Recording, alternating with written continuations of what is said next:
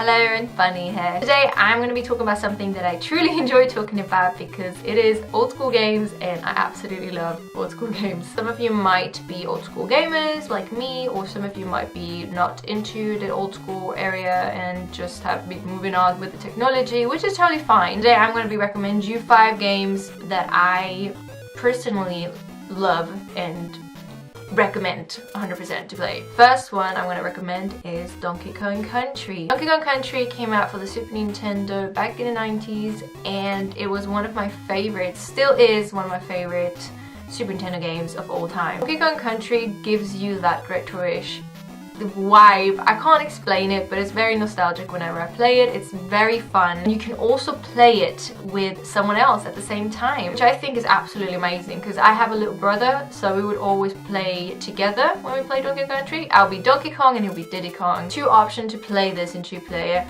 One option is that you play together, one plays Diddy Kong and one plays Donkey Kong. I can't speak today. Second option is that you have 2 entirely different teams. You have Diddy Kong and Donkey Kong for yourself, and then this player 2 also has Diddy Kong and Donkey Kong for themselves that they have to play through with every single level. Like I mentioned earlier, this is one of my favorite nostalgia games for the Super Nintendo, and I truly recommend you to play this if you have not already done so. Number 2 on the list is going to be Legend of Zelda: A Link to the Past. This one was also released for the Super Nintendo. This game is actually my favorite game, like, of all time. Everybody asks me, which is your favorite game? This is the game, I always tell them. That game made me realize that I really wanted to work in the field myself because it was very creative and the way everything was designed was just perfect. So that game is my treasure of my childhood and it's absolutely amazing. If you're a Zelda fan and you have not played all the Zelda games, then I would recommend you to play A Link to the Past. There's no second play option with this game. You play as Link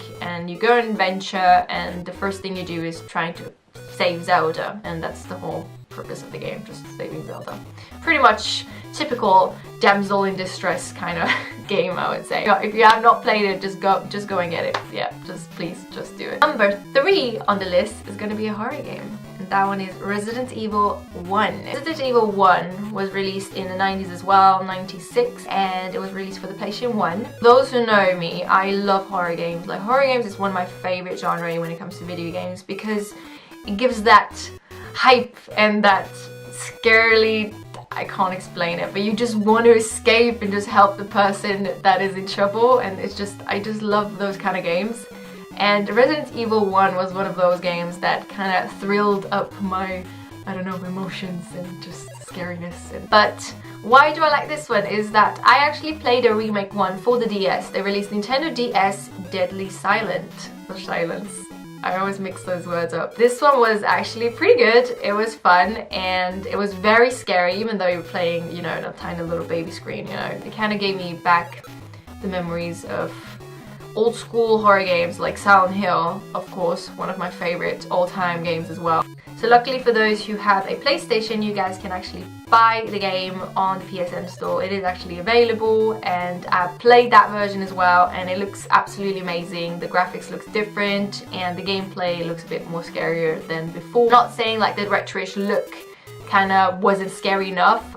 For me it was actually scary, but it's just they made a remastered version and it gives you the option to play a little bit, you know, not pixelated. Those of you boob fans, Jillian also have a lot of bouncy boobs in the game. Whoever animated Jill's boobs in the remastered version must have had tons of fun doing that, so, because it's really bouncy and I'm just not making that up, it's funny. I even made a song about it. People on Twitch know what I'm talking about. Boop-a-jill, boop-a-jill, we are playing boop-a-jill.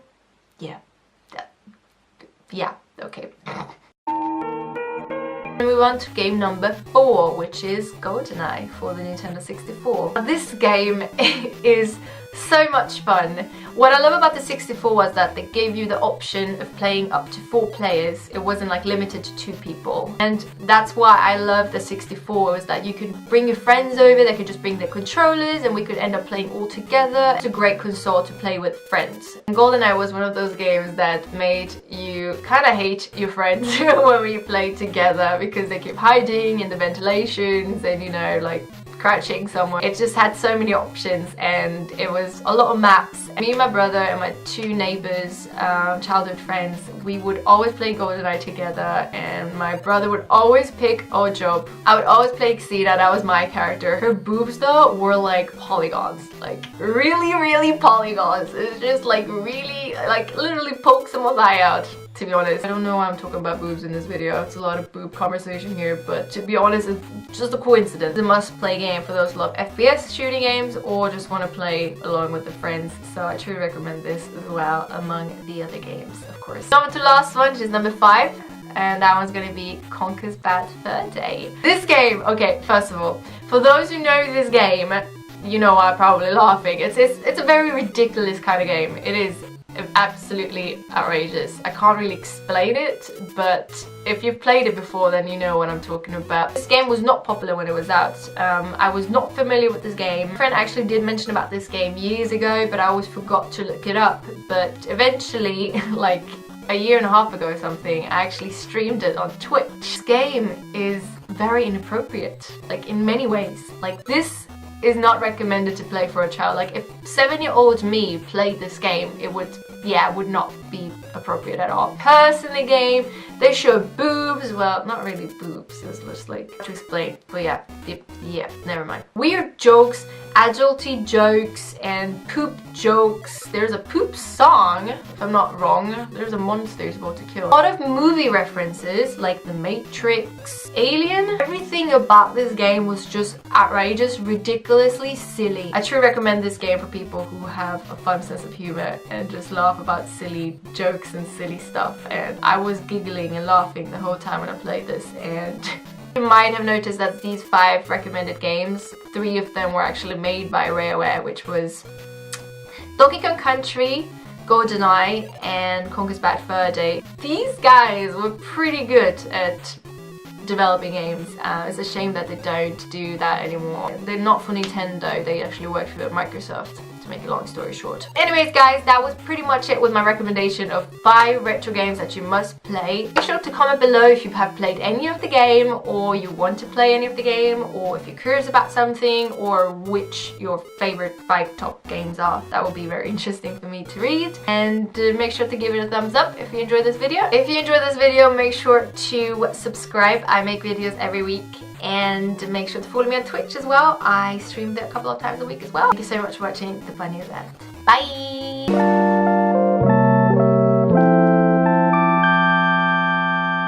Well, excuse me, princess.